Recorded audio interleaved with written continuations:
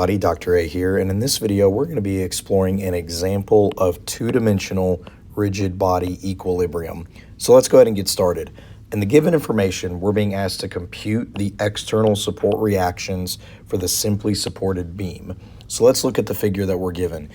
At the left end A, we have an external pin connection that's symbolized by this triangle.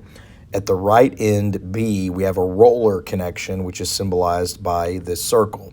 Now, the entire length of the beam is a length of L, and the only applied load is a vertical load of magnitude P, and it's located at 0.7 L away from point A.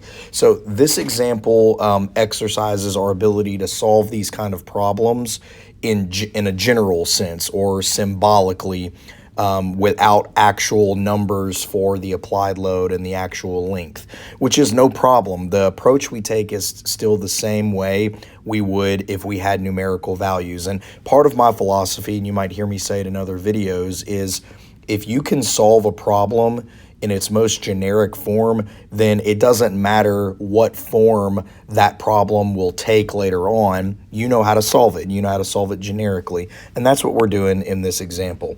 So let's go ahead and start with writing solution. And we always start solving these problems by drawing a free body diagram of the system. So always remember that. We're always going to draw a free body diagram of the system, okay? So there's our beam. I'm going to color code this. Remember, an external pin has two support reactions. We're going to have an AY and an AX. And an external roller has one support reaction normal to the surface of the roller. So the surface that the roller is sitting on is horizontal, which means that you're going to have a normal force BY. And when we say normal, we mean it's going to be perpendicular to that surface, okay? So in this case, BY is vertical, all right? And of course, we have the applied load of P here, and we need to draw this completely incorrectly. So we need to go ahead and put our dimension lines here as well, 0.7 L and 0.3 L, okay? Now what we do is we apply our three 2D rigid body equilibrium equations. So what are those rigid body equilibrium equations? Well, one of them is sum of the forces in the x direction equals 0, and we take things pointing to the right as positive. So what we do here is we look at this entire free body diagram and we catalog and keep track of everything with an x component. Well, you tell me, maybe pause the video and say it out loud to yourself. What is the only thing that has an x component in this free body diagram? Well, it's just going to be AX. Nothing else, no other forces have an X component. So we're going to say AX equals 0, okay? And that makes sense. Nothing else has an X component. What about our next equilibrium equation? Well, we've got two more we can use. We can say sum of the forces in the y direction equals 0, and sum of the moments about a particular point equals 0. And using those two equations, we can solve for AY and BY. Let's start with sum of the moments about one of our points equals 0. So here's a question for you. Does it matter what point I sum moments about? Well, the answer is no. You could sum moments about any point here. We could sum moments about point A, point B. We could sum moments about a point over here off of the beam if we wanted to. But you want to sum moments about a point that will eliminate one of the unknown forces from that equilibrium equation, okay? Maybe rewind the video and listen to me say that one more time, okay? Some moments about a point that will eliminate one of the unknown forces from that equilibrium equation. So watch this. If I say some of the moments about point A equals 0, and I call things going counterclockwise positive, what I'm going to do is I'm going to sum moments about this point A, okay? Now, is AX going to show up in this equation, in this sum of the moments equation? The answer is no, okay? And the real reason is because AX is pointing at that point A, okay? So it has no perpendicular distance. There's no moment arm for AX. Now, on top of that, AX is also 0, so it would be 0 no matter what, okay? What about AY? Well, AY again is pointing at point A. So AY has no perpendicular distance to point A because it's at point A. All right. So AY is not going to generate a rotation around point A. But what about P and BY? Well, each of those will generate a moment about point A. Let's start with P, okay? We're going to say negative P times 0.7 L, okay? So the P times the 0.7 L is the moment. Why is this negative? Well, this is causing a clockwise tendency of rotation about point A. And we said counterclockwise is positive, which means clockwise is negative, okay? So that's one term. What about BY? Well, we're going to say plus BY times L, okay? Why BY times L? Well, the perpendicular distance between the line of action of BY and point A, the perpendicular distance, is the full length L, okay? It's this entire length of L, all right? So that's the moment that's generated.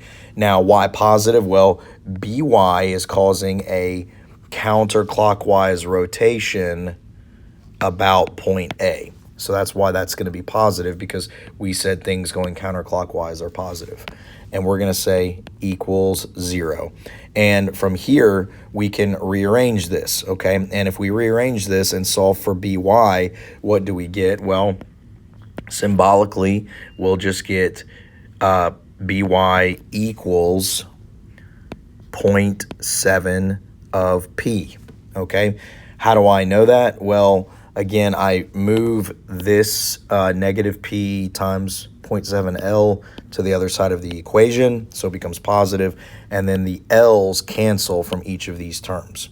So that's part of my answer, 0.7 P, and because it came out as a positive, it is reacting upwards. Remember, we assumed these directions, okay? Now, we know at A we have a vertical and a horizontal force that develops AY and AX, but we assumed AY is pointing up, we assumed AX is pointing to the right, and we assumed BY is pointing up. We performed the calculations, and BY came out positive, which means that BY is pointing in the direction that I assumed. Okay, so let's make a note of that here so we remember it, okay? I'm going to say since BY is positive, it is pointing in the assumed direction from the free body diagram, which is up, okay? Are we done? No, almost though. Our last step is we're going to do sum of the forces in the y direction equals 0, and we call things pointing up positive, okay? So looking back at the free body diagram, what is everything that has a vertical component? Well, we'll start with AY. So we'll say AY, that's pointing up, so positive, minus P, and then plus BY equals 0. Now, we know what BY is. We just solved for it. That's 0.7 P. So we can substitute that in, and we can say AY minus P plus 0.7 P equals 0. And we can do some rearranging, and what do we get? We should get AY is a positive 0.3 P. Okay, again, I'm moving negative P plus 0.7 P to the other side of the equation, so the signs change and it becomes a 0.3 P. And because that came out as a positive value, same reason that I wrote, same note that I wrote here, that positive value is going to be indicating that AY is pointing up. So in summary, our values, our external support reactions are AX equals 0, AY is 0.3 P pointing up, and BY is 0.7 P also pointing up. And this is our final answer. Now, before we finish off the video, let me ask you a hypothetical question. What if back here when I said sum of the moments about A equals 0, what if I said sum of the moments about B equals 0?